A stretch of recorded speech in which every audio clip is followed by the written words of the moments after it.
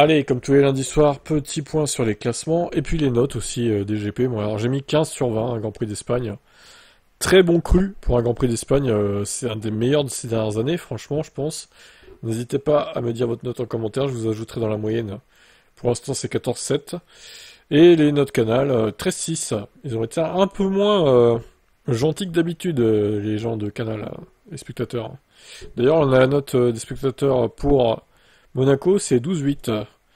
Là, je les ai trouvés sympas pour le coup, hein. Alors, classement pilote. Piastri devance son équipier 10 points d'avance. Verstappen qui perd tout.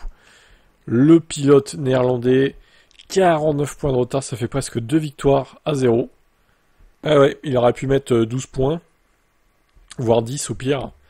Bah là, il en met qu'un. Voilà. T'as joué, t'as perdu, Max. Russell, lui, bon bah, toujours quatrième. Leclerc, toujours cinquième. Il y aura peut-être un match Russell-Leclerc hein, d'ici la fin de la saison, on verra. Si la Ferrari reprend un peu de vigueur. Lewis Hamilton est un peu esselé en sixième place. Il est loin devant Antonelli, mais il est un peu loin derrière Leclerc maintenant. 23 points de retard quand même, ça commence à faire.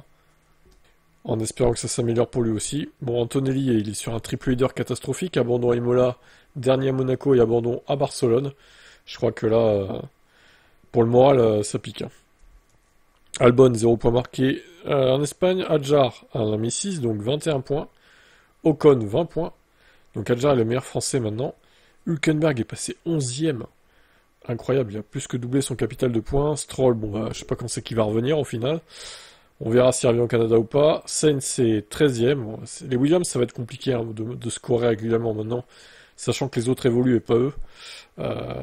Sainz, s'il finit à 30 points d'Albon, Sainz, je crois que bon, je vais retomber sur certains en fin de saison, hein, qui nous ont dit Sainz est meilleur chez Ferrari, pourquoi ils l'ont viré pour prendre Hamilton, ouais, d'accord, bon bah 42-12 hein, les gars.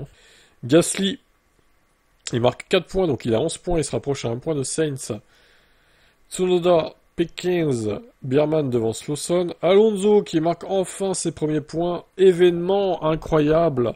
2 pauvres points pour Fernando. Il ouvre son compteur. 18e le pilote espagnol.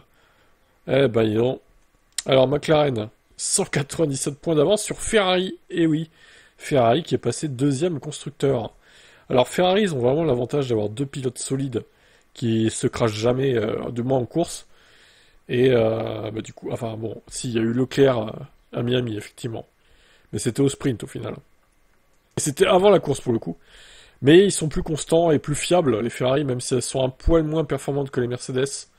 Elles sont quand même plus constantes, ce qui leur permet d'être deuxième. Bon, faut travailler sur la perf. Hein. Encore une fois, on a vu que le rythme en Espagne n'était pas... Alors, c'était pas trop pourri, mais il en manque. Quand même, il en manque, surtout pour Hamilton. Leclerc, c'est mieux, mais bon, à voir s'ils vont réussir à remonter la pente. En tout cas, pour l'instant, ils sont deuxièmes, donc devant Mercedes, qui eux ont connu un sacré week-end de merde à Monaco et un peu moins merdique à Barcelone, mais bon, ça fait que 12 points au final. Et Red Bull, ils sont passés quatrième. Bon, en même temps, ils ont qu'une voiture qui marque des points, donc c'est compliqué de faire autrement. Hein. Williams 5ème devant Racing Bulls. Alors ça se resserre là, par contre. Racing Bulls est 6ème. Ah, c'est 7ème, 28-26. Sauber, qui est donc passé de la dernière place à la 8ème, grâce à Hülkenberg. Égalité avec Aston Martin. Et Aston Martin, donc 16 points également. Et Alpine, 11 points. Donc la dernière équipe a quand même marqué 11 points. C'est pas mal, hein. Fut une époque où certaines équipes marquaient pas de points du tout, en fait. Donc ça prouve que c'est serré quand même, ce championnat. Hormis pour la première place, je vous l'accorde. Bon, bah écoutez, au niveau des points de ban, de permis à points, là, bah on sait que Verstappen, il est sous la menace d'un race ban, donc il est à 11 sur 12. Maintenant, vous voyez, hein, le calendrier, Canada 15 juin, Autriche 29. Alors, dans son malheur, il n'y a pas de sprint cette fois en Autriche. Donc il n'y aura pas de risque pour lui de perdre des points aussi au sprint, pour le coup. Donc s'il tient un carreau, normalement, il devrait pas se faire ban. Mais bon, vu que là, il va se dire, j'ai plus rien à perdre, je m'en bats les couilles. Ça se trouve, il va prendre des risques de fou, quoi. Limite, ça l'arrangerait d'être ban, quoi. On verra bien. Bon allez, je vous laisse me dire votre note en com, et je vous laisse. Ciao.